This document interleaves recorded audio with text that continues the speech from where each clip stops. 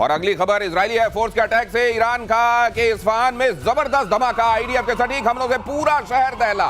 Iran के काशान शहर पर भी इजरायली फोर्स का एयर स्ट्राइक, हमले में पुलिस हेडक्वार्टर ध्वस्त।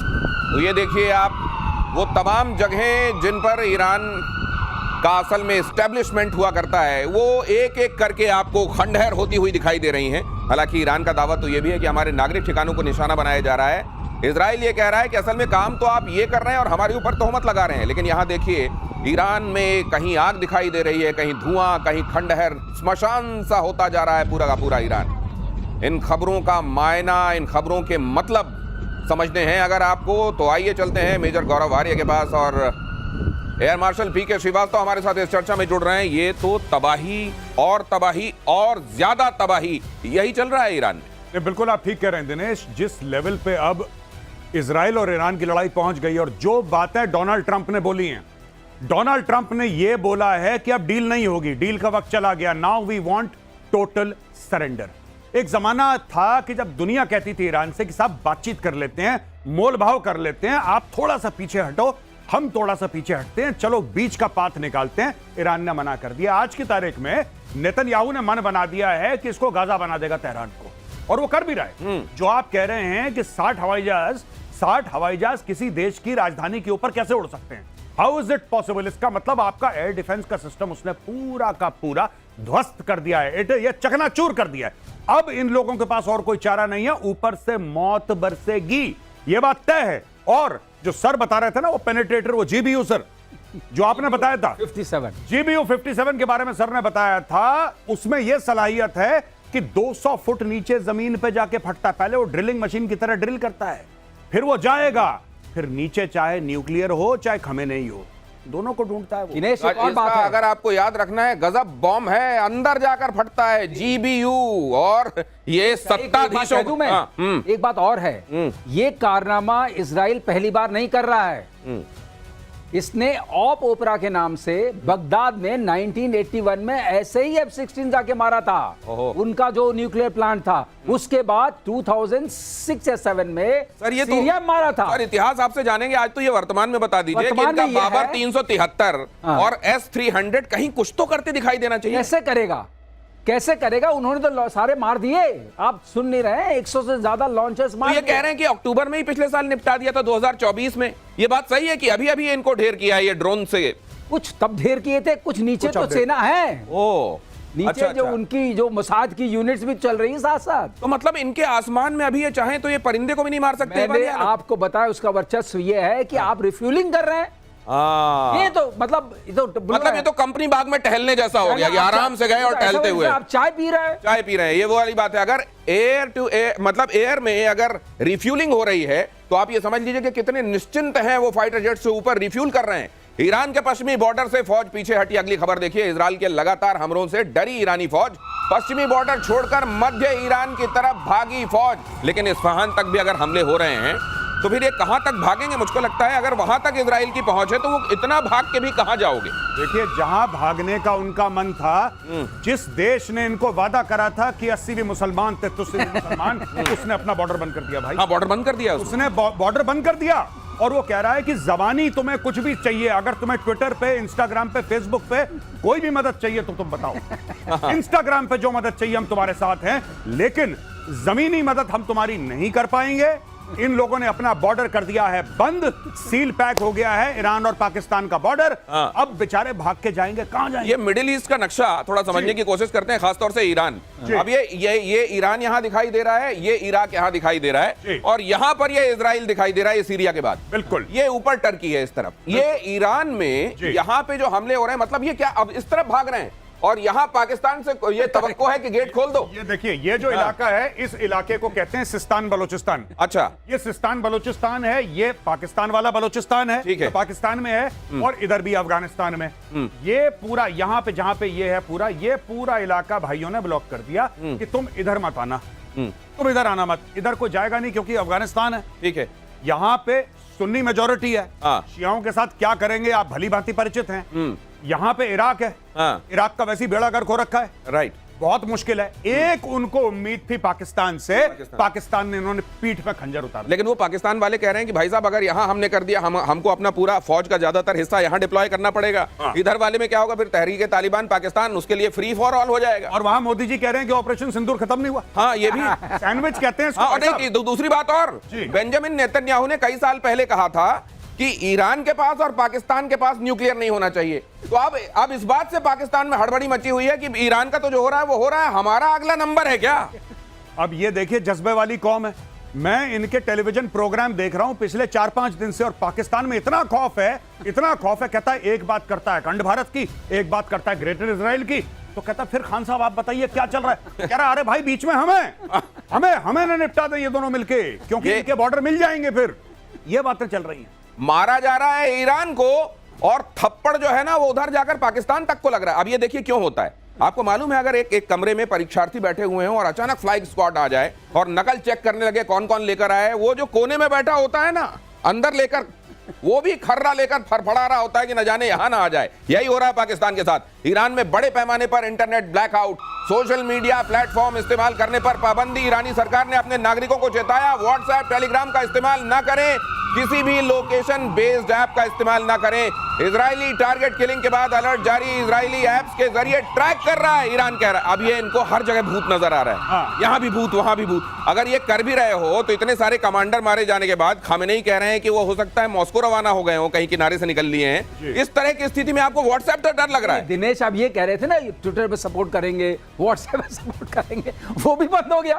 सपोर्ट कैसे रिसीव करेंगे? पाकिस्तानी व्हाट्सएप भी नहीं भेज पाएंगे कि हम आपके साथ खड़े हैं, आप चिंता मत करिए, आप बिल्कुल फिक्र ना करें। पाकिस्तान एटमी मुल्क, पाकिस्तान आपके साथ कह रहा व्हाट्सएप। बेसिकली क्या है मैं आपको बता दूं कि इन लोगों ने 2-3 गलतियां करी।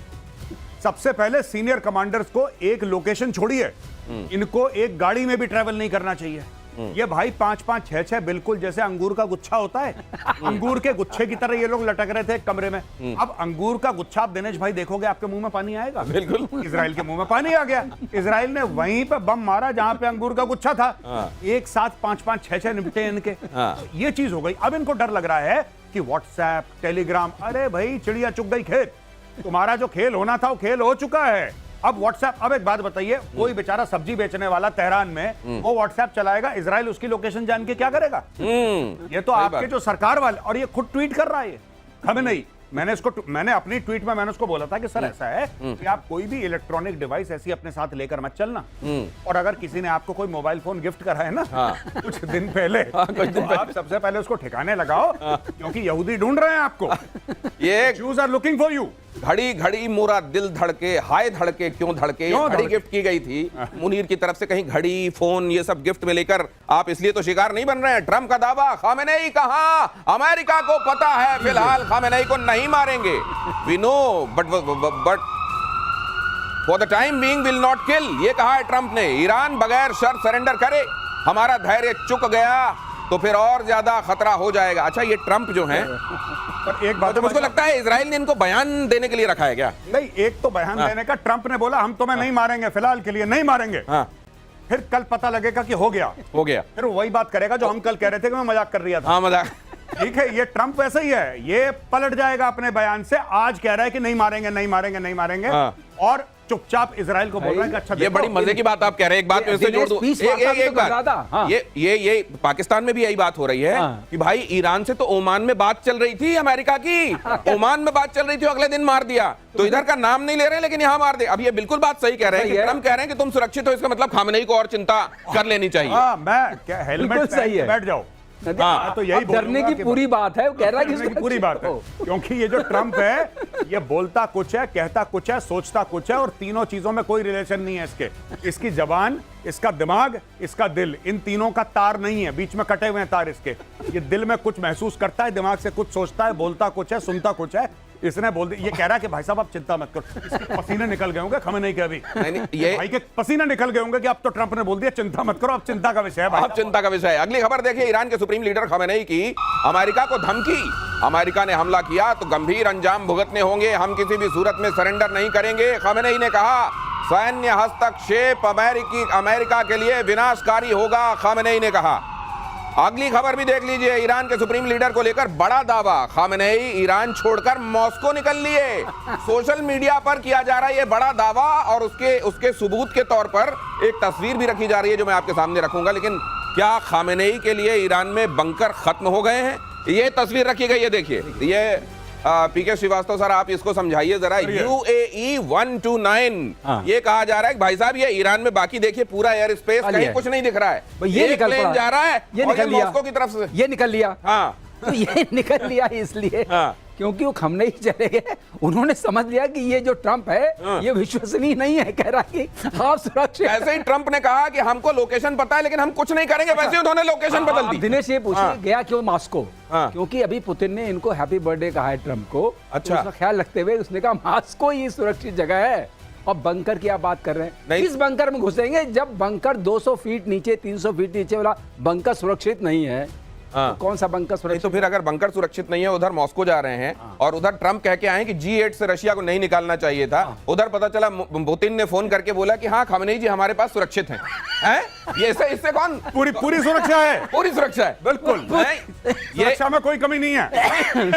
ये बिल्कुल संभव है। अब ये सिस्टम से बाहर है, अब ये सिस्टम से बाहर। अब आप ये देख लीजिए कि अगर इन्होंने बयान दिया हम सरेंडर नहीं करेंगे, उसके तुरंत बाद एक प्लेन टेक ऑफ करता है और मॉस्को की तरफ निकल लेते हैं और वो कह रहे हैं कि अमेरिका को ये बहुत भारी पड़ेगा। और पता चल रहा है वो मॉस्को में पुतिन के बगल में बैठे। आप सोचिए वैसी स्थिति, कैसी स्थिति है ईरान के लिए, ईरान की आवाम के लिए। ईरान पर जंग में उतरने की तैयारी में ट्रंप। अगली खबर देखिए, अमेरिकी अफसरों का बड़ा दावा, न्यूक्लियर साइट्स पर अमेरिका हमला कर सकता है। फोर्डो साइट पर इजराइल के साथ मिलकर अटैक पर विचार चल रहा है। ट्रंप आज रात युद्ध में कूद सकते हैं, इजरायली मीडिया कह रही। किसी ने कहा मेजर साहब कि फोर्डो की स्पेलिंग बनती है FORDO, फोर्डो। अब ये फोड़ दो कह रहे हो और फिर इजराइल की क्या गलती है? फिर इजराइल बोलेगा हमने तो वही सुना जो आपने बोला। ये B-52 इनके बॉम्बर्स हैं, डीगो गार्सिया में 6 के 6 पड़े हुए, 6 के 6, और उसमें वो GBU-57 उन्हीं में लोड रहता है। वो 2-4-1 में डाल के 6 के 6 उड़े। अच्छा, उनका जो रेडियस है पूरा फ्लाइंग का, यानी कि जितने वो जाके वापस आ सकते हैं, वो 11-12 हजार किलोमीटर अपना ट्रैवल कर सकते हैं विदाउट रिफ्यूलिंग। यानी कि यहां से अच्छा, दूसरी चीज वो स्टेल्थ है, दे आर स्टेल्थ।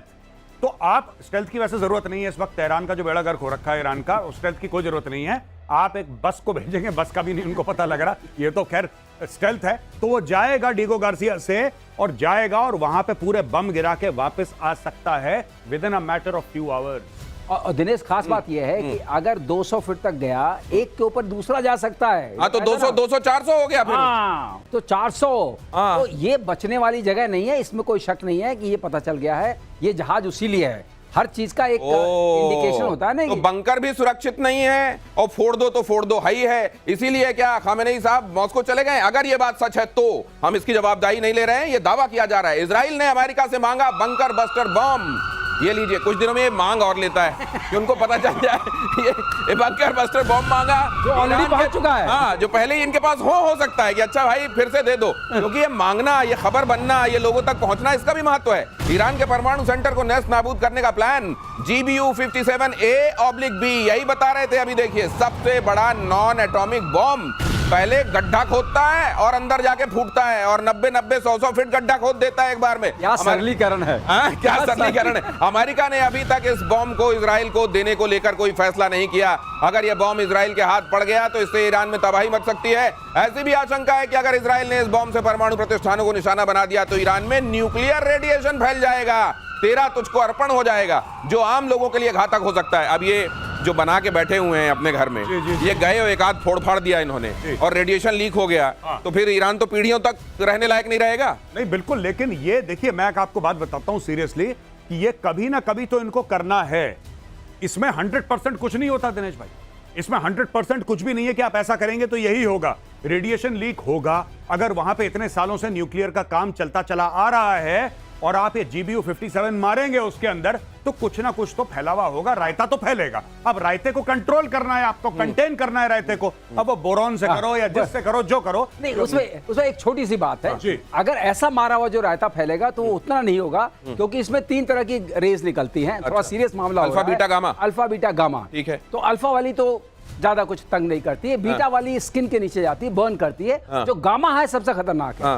तो गामा जब फ्यूजन या फिशन होगा अंदर वाला तब होता है। तो गामा का रेडिएशन इतना नहीं होगा। तो ये आईए को ये पता है कि रेडिएशन होगा, एक्सरे तो मेडिसिन वाला होता है, तो रेडिएशन होगा लेकिन इतना खतरनाक नहीं होगा कि पूरे इराकियों को कर दे। तो बोरान जो बताया गौरव ने, वो बोरान पड़ेगा तो अपने आप मामला, तो ये रायता फैलेगा तो उसमें बूंदी बोरान की होगी। अच्छा, इसमें एक और चीज मैं कह दूं, सर ने बोला, जब सर कह रहे थे ना कि इसमें 3 किस्म की रेज है, अल्फा बीटा गामा, मुझे लगा सर कहने वाले हैं 3 किस्म के रायते हैं, अल्फा बीटा सही गामा, बात ही है। और यही बात है, ये है सरलीकरण। 3 किस्म के रायते हैं भाई। लेकिन फिर अगर वहां पे जाएंगे तो ईरान में एक हिस्सा ये भी है जो आपको पूछेगा, अच्छा गामा पहलवान की बात कर रहे हैं आप? अगली खबर देख लीजिए, इजराइल पर ताबड़तोड़ मिसाइल अटैक, तेल अवीव, हाइफा समेत कई सैन्य ठिकानों पर अटैक, इजराइल ने दिया हवाई हमलों का जवाब। इजराइल के एयर डिफेंस ने कई मिसाइलों को नाकाम किया।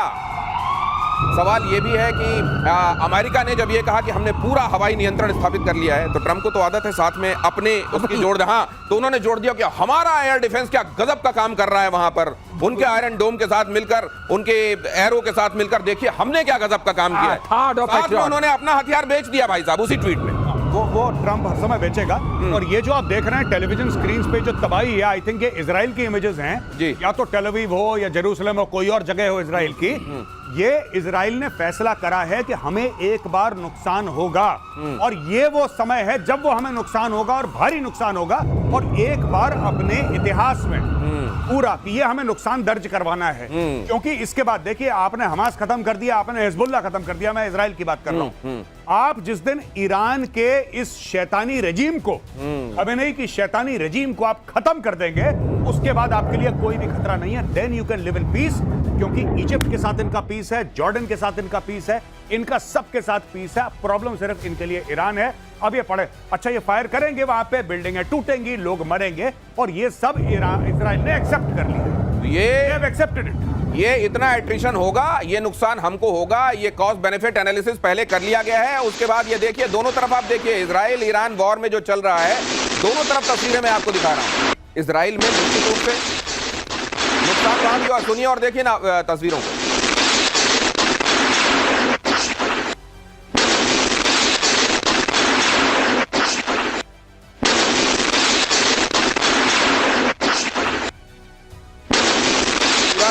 ये आप देख रहे हैं ड्राइंग का कम ये डाइनिंग लग रहा है मुझको, और यहाँ देख रहे हैं आप फ्रिज विज सब वहां पर। तो ऐसा नहीं है, फतेह 1 जैसी जो मिसाइलें छोड़ी जा रही हैं, हम लोगों ने पहले भी कहा था कि फतेह 1 और इमाद और जो खीबर शिकान, शिकान आपने बोल के समझाया था, शिकान, वो तीनों हाइपरसोनिक मिसाइल हैं, और वो तीनों पेनिट्रेट कर सकते। और इसमें भी सर ये पहले ये कर रहे हैं कि पहले छोटी मिसाइलें और ड्रोन भेजते हैं, एंगेज करते हैं डिफेंस सिस्टम को, और उसके बाद इनको भेज देते हैं। हाँ, लेकिन एयर डिफेंस सिस्टम जो बैलिस्टिक वाला जो होता है, वो इनको एंगेज करता है, उतना कंफ्यूज नहीं होगा। अच्छा। लेकिन ये मिसाइल्स उसमें से खीबर शिकान पेनिट्रेट कर सकती है, जिसको ये हज कैसम भी बोलते हैं। अच्छा। दूसरी बात यह है, लेकिन जो आप कह रहे थे ना कि कुछ तो देना पड़ेगा, कुछ तो देना ब्लड कॉस्ट, कोई कंट्री अपने ब्लड कॉस्ट को, जो खून का जो कहते हैं ना, खून देना पड़ेगा आजादी के लिए।